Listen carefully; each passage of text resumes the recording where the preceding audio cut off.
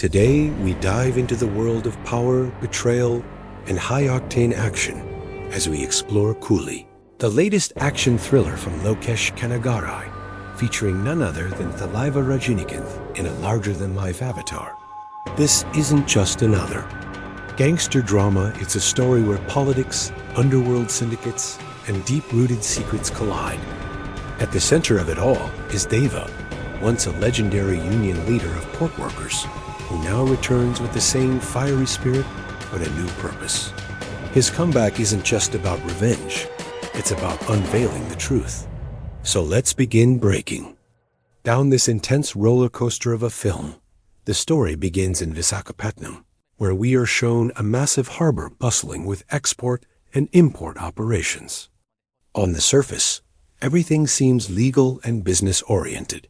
Ships dock, goods are moved, and workers carry out their daily grind. But underneath this facade lies a darker truth. The harbor is a hub for illegal activities. Among the shipments are luxury watches, far more valuable than gold or diamonds. What's shocking is that the very coolies working at the port have no clue about this sinister business. This empire is controlled by Simon, a man of immense power, wealth, and influence. People fear him, respect him, and follow his word without question. His right-hand man is Dayal, a cold-blooded, ruthless enforcer who acts as Simon's sword and shield.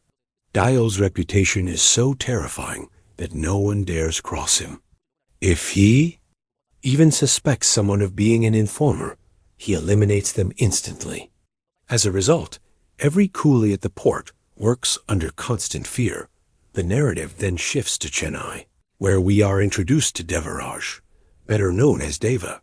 Once the voice of the working class and a firebrand union leader, Deva now lives in a massive mansion that houses tenants, mostly students.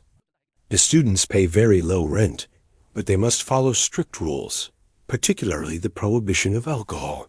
For 30 years, Deva himself has abstained from drinking, a vow he took long ago. Tied to his past, Deva commands respect and fear alike. He isn't just a landlord. He's a guardian figure whose presence dominates every corner of the mansion. But his peaceful life is shaken when he learns of the sudden death of his childhood friend, Rajasekar. Rajasekar's death is officially attributed to cardiac arrest. But Deva, deeply shaken, attends his funeral, where he meets Priti, Rajasekar's eldest daughter. Unlike others, Priti shows hostility toward Deva, bluntly asking him to leave. Over time, we learn Priti is intelligent, resilient, and protective of her family. However, Deva's instincts tell him something isn't right. When he manages to examine Rajasekar's autopsy reports, he finds inconsistencies. Comparing different reports, he uncovers the horrifying truth: Rajasekar's death wasn't natural. He was murdered, his chest brutally assaulted until his heart gave out. Now Deva takes it upon himself to find the killer. Through his investigation, Deva discovers that Rajasekar had invented an electric cremation chair, a device capable of reducing human bodies to ash in seconds. His goal was noble: to reduce pollution caused by traditional cremation. However, authorities rejected the project, fearing it could be misused as a weapon. Simon soon learns about this invention, facing the problem of disposing of numerous bodies. From his underworld dealings, he forces Rajasekar to recreate the chair. Rajasekar, under threat to his family, reluctantly complies. While he earns money for his family, he becomes a pawn in Simon's criminal empire. Eventually, his defiance costs him his life. Back in the present, Dayal struggles to dispose of bodies after Rajasekar's death. He realizes Priti, Rajasekar's daughter, might know how to operate the chair. He sends his men to capture her. But fate intervenes, because Priti is under the protection of Devadat in a brutal showdown. Deva annihilates Simon's men and takes Priti to the chamber where the electric chair is kept. With Deva's help, Priti reluctantly learns to operate it.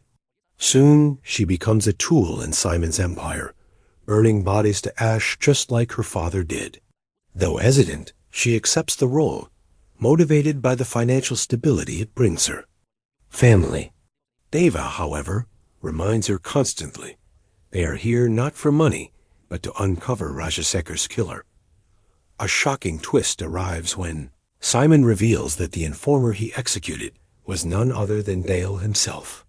Supposedly dead, Dale's body is handed to Deva for burial. But when buried, Dale crawls out alive, revealing that Simon was deceived. Dale, terrified, begs Deva for mercy, confessing he is actually an undercover cop who infiltrated Simon's gang. Out of sympathy, and at Preeti's insistence, Deva spares him and helps him escape. But Dale is no simple pawn. He resurfaces later, taking Preeti hostage on a train and revealing darker truths about his motives. It turns out Rajasekhar's. Final whispered words to Dale, or Powerhouse. This cryptic clue ties back to Deva's past as a union leader, making him realize Rajasekhar was signaling something deeper about the conspiracy. As Deva digs deeper, he discovers Simon's true empire isn't built on watches or gold, but something far more disturbing: organ trafficking. The port is a hub where human hearts, taken from exploited coolies, are smuggled abroad. This revelation shatters Deva. His fight is no longer personal. It's for justice for every exploited worker. Simon's son Arjun stands apart from his father. Unlike Simon, he dreams of becoming a customs officer and leading an honest life. He loves a woman named Kalyani and hopes to escape with her. Deva, recognizing his purity, spares him and helps him flee. But betrayal runs deep. Kalyani is revealed to be allied with Dale. Both are corrupt police officers who, instead of stopping crime, exploited it to amass wealth. Their betrayal sets off a chain of tragedies, including the brutal death of Arjun. The climax brings everything full circle. Preeti, now revealed to be Deva's own daughter through his marriage into Rajasekhar's family, falls directly into Simon's clutches. In a harrowing sequence, Simon threatens to harvest her heart. But Deva steps in, unleashing his full fury. In an electrifying showdown filled with Rajinikanth's trademark swagger, Deva takes down Simon and his empire, avenging Rajasekhar and saving Preeti. Just when it seems the storm is over, a new player enters. Daha, played by Amir Khan, a far more menacing underworld overlord. Unlike Simon, Daha doesn't see Deva as an enemy, but as a potential ally, even offering him a place at his side, though Deva refuses. The seeds are planted for a much bigger conflict in the future.